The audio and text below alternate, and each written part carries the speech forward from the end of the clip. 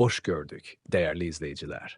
Ülkede ve dünyada baş verən ən son xəbərlərdən anındaca xəbərdar olmaq üçün Günlük Xəbərlər YouTube kanalımıza abunə olun və bildirişləri açmağı unutmayın.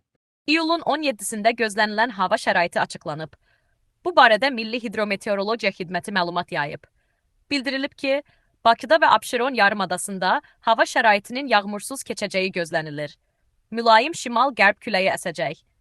Havanın temperaturu gecə 22-25 dərəcə isti, gündüz 30-35 dərəcə isti olacaq. Atmosfer təzyiqi 756 mm civə sütunu, nisbi rütubət isə gecə 70-75%, gündüz 40-55% təşkil edəcək. Azərbaycanın əksər rayonlarında havanın əsasən yağmursuz keçəcəyi, lakin gündüzdən bəzi dağlıq və dayətəyi rayonlarda arabir yağış yağacağı gözlənilir. Ayrı-ayrı yerlərdə qısa müddətli leysan xarakterli intensiv olacağı, şimşək çaxacağı, dolu düşəcəyi ehtimalı var.